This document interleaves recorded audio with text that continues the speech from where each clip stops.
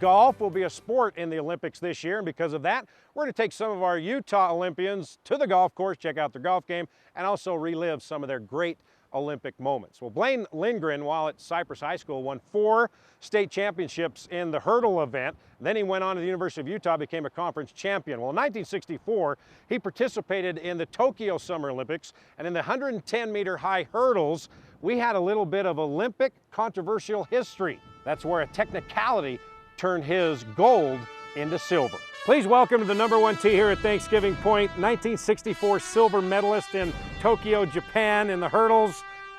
One of the greatest all-time officials in high school football here in Utah, right? Can I say that? Mr. Blaine Lundgren, everybody. Yay!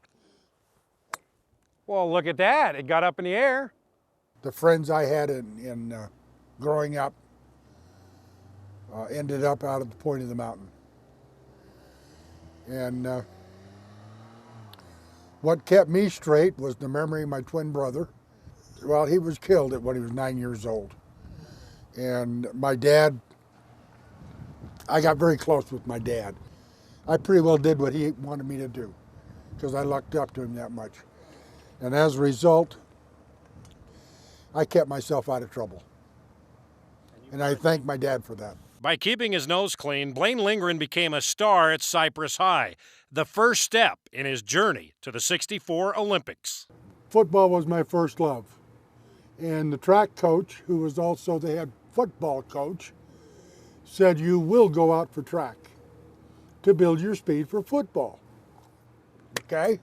I went out, took a look around. They had no hurdlers. So I figured, well, boy, I'll be the best the school's got. I'm the only one they got.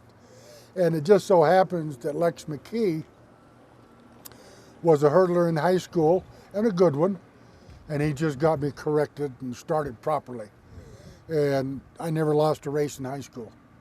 You won 4 state championships, 2 in low hurdles, 2 in high hurdles. Correct.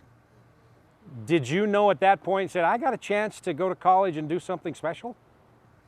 I didn't think about it because I'd signed up for the Army, and 13 days out of high school I went into service. I came back, I got back in December, went to work for a lumber company and worked until that fall when school started. Played freshman football, went out for the track team, thanks to Marv. I won the conference championship as a freshman. So Marv said, you are now on the track team, forget about football. Were you okay with that? Yeah, because I broke an ankle in football. You win the conference championship your freshman year. When did you start thinking that you were Olympic caliber? Actually, when I was a junior and a senior is when I made up my mind, but I graduated in '62. So I had 2 years I had to keep it in shape to try for it. Thanks to Marv Hess and the Judge Memorial Boosters Club, who gave me the money to go back to Olympic trials, which were back in Randall's Island, New York. Even though I didn't have enough money to get a hotel room, I slept on a chaise lounge, but I did qualify. Okay, so the Olympic qualifying, you slept on a lawn chair in New York. When you finished second in the Olympic trials and knew you were going to the Olympics, what was that moment like? I was very elated. I was happy. A lot of work to get to that point, and I felt like it was finally paying off. The only surprise is when Blaine Lundgren of Salt Lake City beats the veteran Hayes Jones, and by just a couple of feet. Or you get to Tokyo. You get to the finals in the high hurdles, 110 high hurdles. Hayes Jones is your fellow American. I had beat Hayes Jones an hour and a half before in the semifinals. Let me lay just a little bit of groundwork. Bulova was just getting started with the photo finish, but they didn't have it calibrated in the camera. So they went down on the track and put down 5 white lines, a meter apart. The camera picked that up, and they used that to differentiate between the runners. When I finished the race, They went over the teletype and everything that I had won. Because I went underneath the tape. Back then, the rule was you had to break the tape. What happened to cause you to go under the tape? Forward lean. They teach most sprinters and hurdlers to lean at the tape.